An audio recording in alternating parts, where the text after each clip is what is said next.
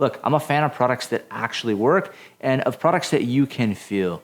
So let's dive into 2 CeramicSpeed products that I've added to the Crux. The first is a new coated bottom bracket, and the second is what CeramicSpeed is calling the optimized headset design, featuring SLT technology, which is solid lubrication technology. Full disclosure, CeramicSpeed sent me these products and asked for my feedback. No money exchanged hands, and they have no input into this video, nor my opinion on these products. Long before this box from CeramicSpeed showed up on my doorstep, I've been using their products, actually dating back to 2017 with my Venge Vias. That bike had a CeramicSpeed bottom bracket as well as CeramicSpeed bearings in the Revol CLX 64s, which were one of my favorite wheel sets of all time. CeramicSpeed says that they guarantee the lowest friction, optimized power transfer, and a longer product lifetime, helping you save watts and ride faster. What I say is that this is a worthwhile upgrade. See, I've had one of these in just about every single one of my road bikes. My old SL7 had one, the Melee had one, the Mog has one currently, and now the Crux has one. Installation was simple. I took it over to my local CeramicSpeed dealer, which is Ashley at the Force Training, and he and I chatted while he installed the bottom bracket. I don't think it took more than 10 or 15 minutes. As soon as he finished the install, I took the Crux for a spin, and I immediately noticed that my pedaling was smoother and that it was just overall more quiet. It's definitely an improvement over a stock bottom bracket. And one of the things that I've loved about these bottom brackets is that they've literally been maintenance free. I've never had to service any of them. They don't creak. I don't have the issues like I've had with other bottom brackets. It's kind of a set it and forget it type of component, and I'm a big fan of those. I've seen brands like Factor post photos of their bikes with these CeramicSpeed OHD kits, and frankly, I didn't know exactly what they were.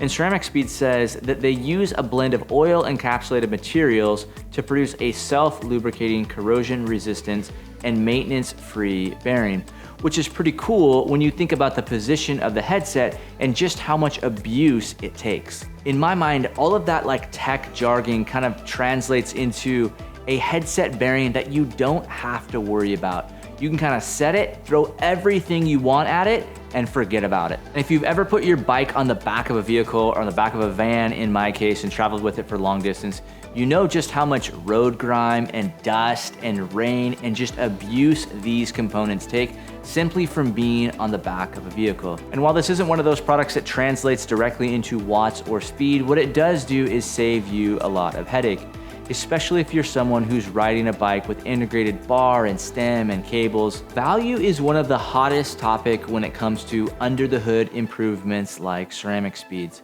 And the question is always, is it worth it? And the answer is almost always, well, it depends. If you're looking at all of this and asking yourself, how can I get the most speed for the least amount of money?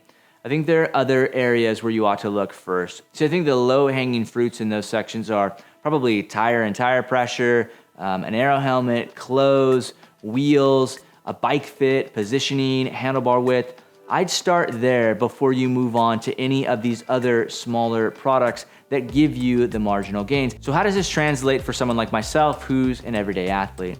Well, I think the best example that I have is Lodoja, which is a 200 or so mile race that we do every September. The last 3 years, I've raced with my Tarmac SL7, which had a CeramicSpeed bottom bracket, CeramicSpeed pulleys, not the oversized ones, just the standard sized ones, as well as ceramic bearings in the wheel hubs. I like to think that the sum of all those improvements is about a 10 watt advantage over a stock setup. And that may not seem like a lot, but when you're racing 200 miles or 9.5 hours, I think every marginal gain matters. And if you're someone who's racing for the podium, that could be the difference between feeling fresh or fatigued for a finish sprint. Again, in the sport of marginal gains, this is kind of how we live and die. And one more point on value, and we'll use the example of someone who might be purchasing a Tarmac SL7. Now you may be considering an S-Works frame, which I believe is $5,500, or you might be considering a Pro frame, which is $3,300.